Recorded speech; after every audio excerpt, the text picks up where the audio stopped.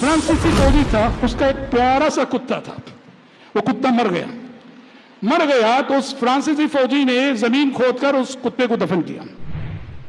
دفن کر کے مرنے کے بعد اس کتے کے حق میں اشعار لکھے کچھ، اس نے مرثیہ لکھا جاتا نا مرنے کے بعد، پوئٹری جو لکھی جاتی ہے جس میں کسی بھی مرے ہوئے شخص کے سلسلے میں اپنے احساسات بیان کیے جاتے ہیں. اپنے کتے کو دفن کر کے ایک مرثیہ لکھا اس نے.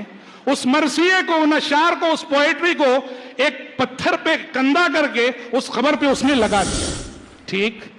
بعد میں یہ ہوا کہ فرانس کو موراکو سے نکلنا پڑا، تو جتنے فرانسیسی فوجی تھے نکل گئے. سالوں بعد اس فوجی کا جس کا کتا مرا تھا کسی کام سے موراکو ہوا، اس کا خیال ہوا کہ وہ جو میرا محبوب کتا ہے ذرا اس کی قبر دیکھ لیتے ہیں. اس ایریے میں گیا تو ایریا پہچانا نہیں دے رہا. کیوں؟ کہا کہ وہ کھلا میدان تھا، لیکن کیا دیکھ رہا ہے؟ انسانوں کی بھیڑ، بازار لگا ہوا ہے اور سینکڑوں ہزاروں انسان. اس نے کہا کہ کیا ماجرا ہے، یہ کیا مقام ہے؟ لوگوں نے کہا یہ ایک اللہ کے ولی رہتے، اللہ کے ولی رہتے، اللہ کے ولی کی مزار ہے یہاں.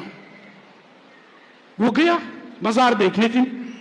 جب وہ دیکھنے کے لیے گیا، اس کی حیرت کی انتہا نہ رہی.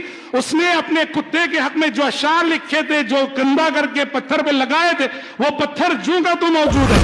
اس نے موراکو گورنمنٹ سے کہا کہ جس کو یہ لوگ اللہ کا ولی سمجھ کے مزار بنائے ہوئے، یہ میرے کتے کی خبر ہے.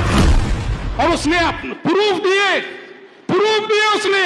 کہتے ہیں موراکو گورنمنٹ اس کے کہنے پر اس نے کھدائی کی، کتے کی ہڈیاں نکلی وہاں سے. اور یہ واقعہ میں آپ کو ریفرنس بھی دیتا ہوں، دکتور فؤاد ہاشم الاجھوری، ان کی ایک کتاب ہے من هو اللہ. دکتور فؤاد ہاشم الاجھوری کی کتاب من هو اللہ، اس کتاب میں انہوں نے تقی الدین ہلالی رحمہ اللہ کے حوالے سے یہ واقعہ نقل کیا ہے. لا حول ولا قوة الا باللہ.